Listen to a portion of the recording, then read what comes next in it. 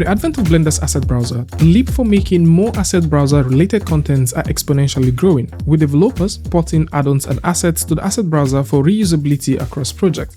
Even better, add-in features like Pose Library as a cross-functional product has also been well received by the community, and with the tease of Blender's extension platform in the works, the possibilities of what assets would be like in the coming future looks endless. But there seems to be some part of Blender that will benefit from the asset browser. Currently, what users can get out of this include 3D models, node groups, materials, and also HDRIs. But then, this isn't going unnoticed by the folks at Blender Foundation, as they're currently working on making other tools and sections of Blender benefactors of the asset browser. And this brings us to the new brush and asset draft updates.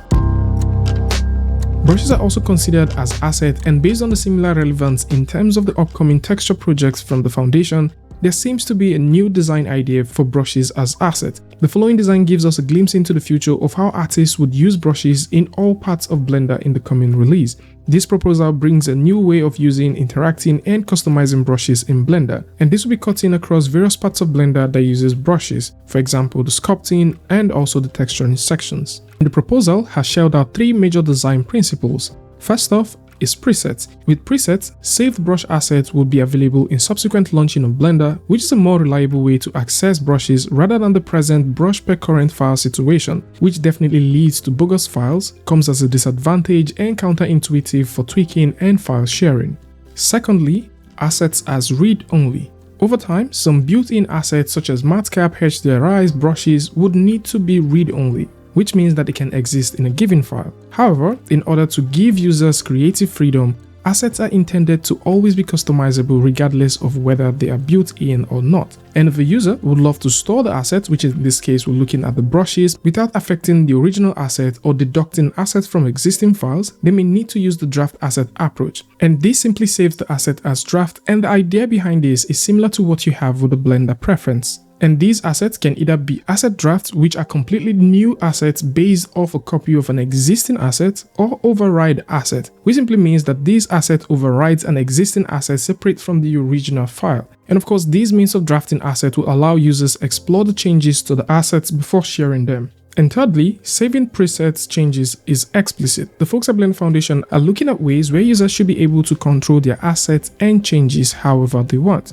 without having to be aware of what is happening under the hood, and in order to prevent Blender from saving unwanted changes. As we mentioned before, saving these assets and also drafts does not happen automatically. And with these principles in place, in the coming future, brush assets would easily be created, modified from draft, saved, and also be published to a wider community for more reusability across projects. And with the draft system being in place, this is going to be very useful for future support of other kinds of assets coming to Blender, becoming more of an advanced clipboard where users can save certain assets for comparison and also modification before they share it to the wider community.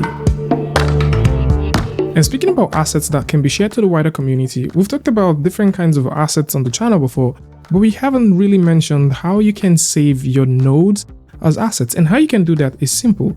With Blender 3.3 opened right here, and of course you can do this in subsequent versions of Blender like 3.4 and above.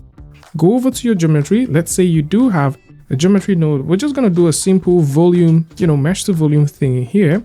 So I'm just going to go ahead and do that, and let's do something else. So we're going to also do one more, which is going to be the volume to mesh. So I'm just going to do VTM so we can get that. Let's return this back, and this is what we have. So at this point, we can play with this voxel density and get some pretty interesting stuff. Let's do something like this so that it's going to be obvious. So how you can save your assets is pretty easy. We already mentioned on the channel before that how you get to save things like the monkey is you can right click, go all the way to your markers asset and mark that. But the way you get to save this one is a little bit interesting. So what you need to do is click on this drop down, go over to the section where you have your Blender file.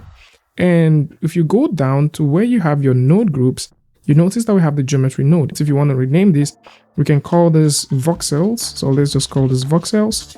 Press the enter key, so you see that's called voxels. We can now right click from here and mark this as assets. And this is just for those who don't really know about how they can save their geometry nodes, okay? So you can now go over to your asset browser and you see that here. And how you can apply this is also pretty simple. So we're just going to select that, tap S on the keyboard to scale this bad boy up, and we can click on this button. So once you have that, click, drag and drop, and you can do a simple connection and connection, and there you go. So you can of course ungroup this if you want, edit the group if you want, and you can do so many things. And this is just like a side note because I can't really remember if we've mentioned about how you can save nodes, and since we're on the topic of assets, I just felt it was something that we should talk about. So this is more like it, with the 2022 strategic targets for Blender all coming together with the upcoming Blender apps, Blender extension platform, and the texture projects. Things are looking impressive.